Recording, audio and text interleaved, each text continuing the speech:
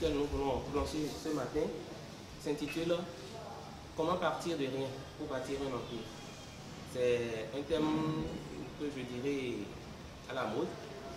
Et pour beaucoup de jeunes entrepreneurs, beaucoup de jeunes qui veulent se lancer dans l'entrepreneuriat, c'est un thème quand même qui évoque en eux certaines idées. Et nous avons aujourd'hui 2 personnes, ressources, qui vont quand même nous donner leur part d'expérience par rapport à l'entrepreneuriat. Comment ils ont pu partir de rien, je ne sais pas, ils diront si c'est de rien ou de quelque chose, ils nous le diront tout à l'heure. Et comment ils ont pu quand même atteindre aujourd'hui l'étape où ils sont. Et la première personne que je m'en vais vous présenter, c'est Madame Adiza Bouko, PDG de l'entreprise 1001 bouillies. Pourquoi une bouillie en plus?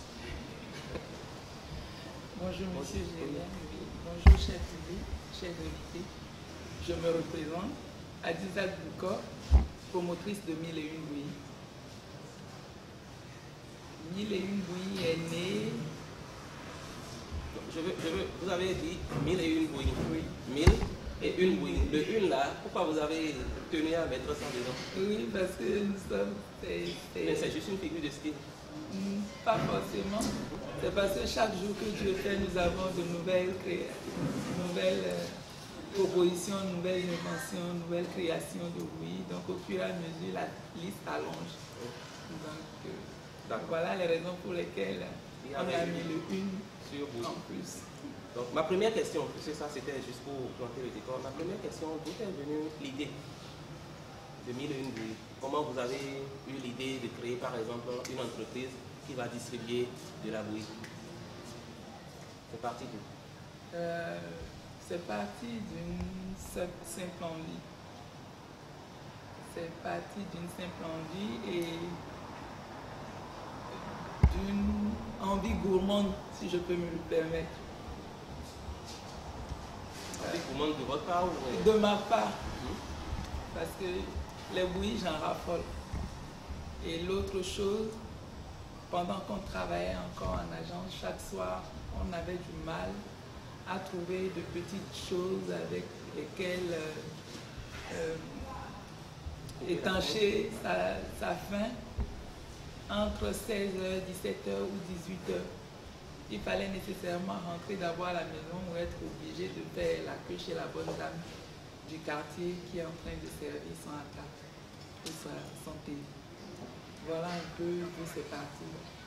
L'envie de mettre en place une structure qui vend au moins ces bouillies-là dans un cadre plus ou moins agréable pour permettre à n'importe quel jeune, voire des fonctionnaires d'un standing donné, de venir s'asseoir, prendre son petit déjeuner, son déjeuner ou son goûter. Voilà. Ok, je vous remercie. Je reviens à vous tout à l'heure. Monsieur le PDG, bonjour.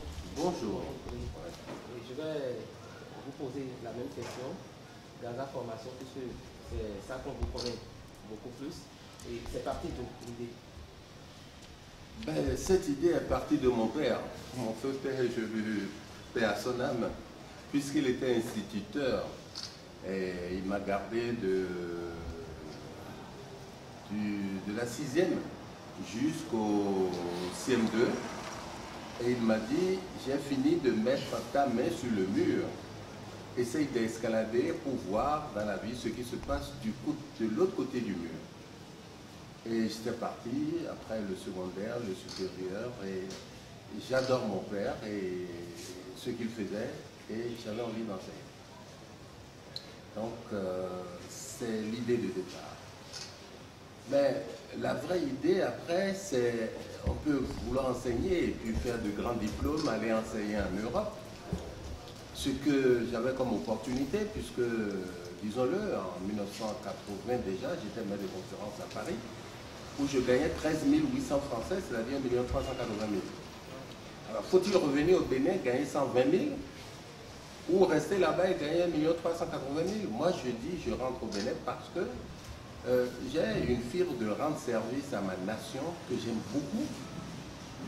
Et pour moi, rendre service à ma nation, c'est me confondre avec les lois fondamentales de de l'homme, si vous voulez. Il faut que l'homme se vêtisse, se nourrisse et s'instruise. Et j'ai pris deux côtés. S'instruire, d'accord, et puis se nourrir. Que vais-je faire pour que ces deux parties, ces deux lois qui sont vitales pour l'homme, je puisse contribuer un peu au bien-être de l'homme par ces besoins fondamentaux de l'homme. Donc c'est à peu près ça, ce qui fait que par la suite, vous allez voir que je m'intéresse à la nourriture, à la lutte contre la faim d'une manière générale et à l'instruction. Voilà. Merci, merci. Et lorsque vous avez pris cette décision, quel a été le premier obstacle quand vous avez décidé de lancer cette université ou ce centre de formation? Quel a été véritablement le premier obstacle qui s'est dressé sur votre chemin? Comme on le dira, et puis comme tout le monde doit s'y attendre, c'est le financement, naturellement. Mais cet obstacle n'a pas existé très longtemps. Je l'ai résolu de manière assez rapide. Et je savais que le problème allait se poser et je ne comptais sur aucune banque avant de rentrer au Bénin. Et donc, ma foi, il y avait ce que j'appelle de toutes petites déclinaisons que tout entrepreneur doit pouvoir avoir, sinon il n'est pas entrepreneur. Lesquels, par exemple, donnez-nous deux exemples? Écoutez, c'est très simple. Vous voulez entreprendre quelque chose, ouvrez une école, suppose construire une école, et puis prendre des maîtres, et ainsi de suite. Le budget au départ est très, très lourd. Quand vous allez voir des gens qui vont vous parler d'entrepreneuriat aujourd'hui, ils vont vous dire, faites le plan, vous avez l'idée, d'accord, le business plan, vous le faites, vous allez chercher le financement, vous allez faire, vous allez faire, vous allez faire. C'est pas ça. C'est pas ça du tout. Tous ceux qui enseignent l'entrepreneuriat aujourd'hui sont en train de passer à côté de la plaque. Permettez-moi l'expression. En réalité, vous allez tout faire et vous retrouvez devant une grosse somme que vous ne pouvez pas trouver. Quand j'apprends l'entrepreneuriat aux gens, je dis, faites ce que vous voulez, trouvez votre idée, évaluez. Si j'en arrive à un gros montant, je ne démarre pas. Quelle est l'autre idée que je peux arriver à trouver qui sera moins chère? Quand je retrouve l'idée moins chère, est-ce qu'il est faisable? Sinon, quelle est encore l'autre idée que je peux encore trouver et refaire moins cher jusqu'à ce que je commence par dire, là, je peux entreprendre à ce niveau-là. Y a-t-il des étapes intermédiaires par lesquelles je peux passer pour pouvoir arriver à mon but? Cette étape peut ne pas être le projet direct, mais ce que nous appelons un vecteur d'entraînement et de concours financier pour pouvoir atteindre le but final. Je veux créer une école, ce n'est pas obligatoire de passer par l'école, immédiatement, non. Je suis passé, on va passer peut-être par la fabrication des sucettes. Parce que les moyens mis en jeu là ne sont pas aussi importants que ça. Je vais passer par la fabrication d'ablots. Les moyens mis en jeu ne sont pas aussi importants. Je vais passer par l'élevage du lapin, parce qu'il se reproduit beaucoup plus vite que les autres animaux et que la viande devient à la mode. Et à partir de là, progressivement, j'accumule de l'argent pour aller au but final. Voilà le tout. Alors, business plan, je suis d'accord, financement, d'accord, amortissement, d'accord. Mais franchement, que les collègues qui enseignent l'entrepreneuriat, après avoir fait tout ceci, qu'ils reviennent à zéro pour dire, voilà l'idée trouvée, les montants trouvés, mais redescendons pour voir quel est l'autre moyen de financement moins cher ou quelle est l'autre voie à prendre pour y aller. Voilà. Merci. Je vais revenir tout à l'heure par rapport à la question du capital. Et vous allez nous donner un peu plus d'éclaircissement. Madame, je reviens à vous. Quel a été le premier obstacle?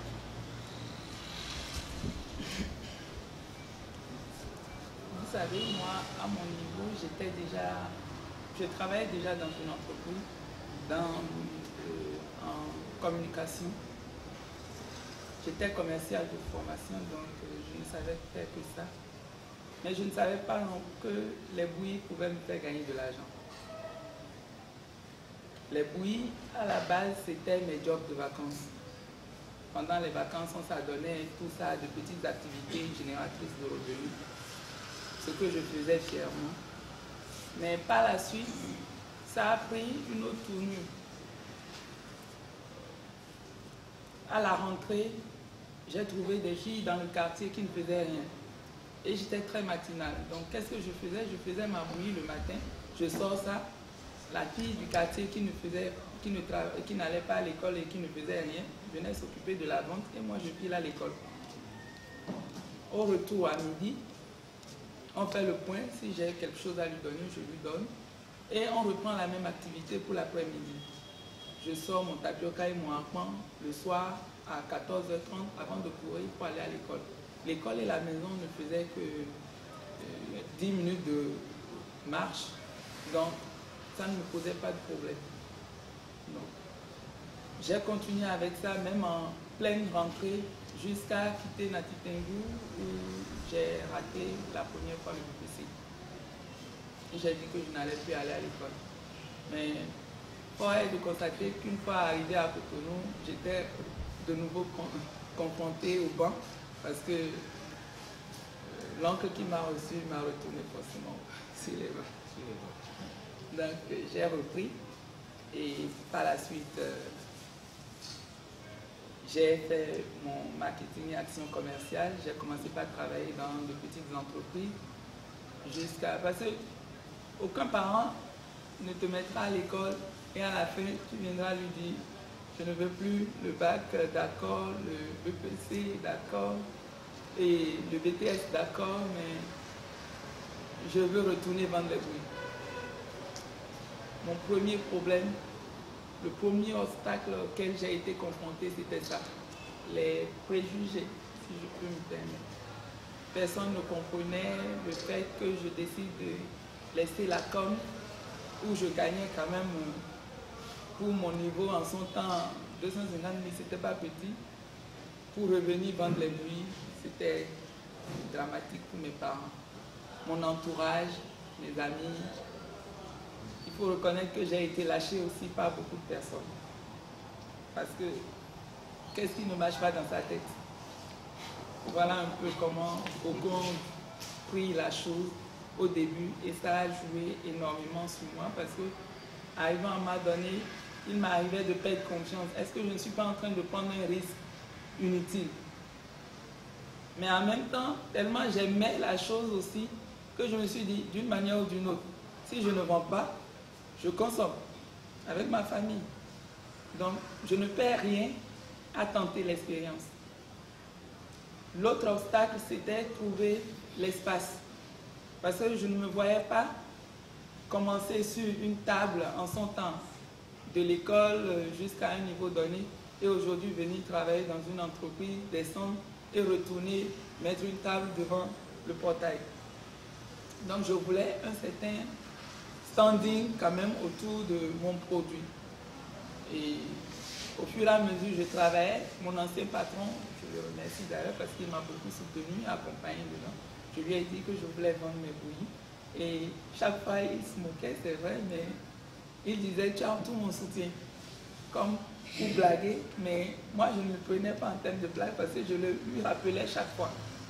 Donc j'ai épargné pendant longtemps pour pouvoir mettre en place la première bouilleterie qui était à Batito. Voilà un peu comment ça s'est passé. Les obstacles, il y en a eu plein, mais ce impactant, c'était les préjugés autour de la chose et le fait que la famille aussi m'avait lâché. Voilà.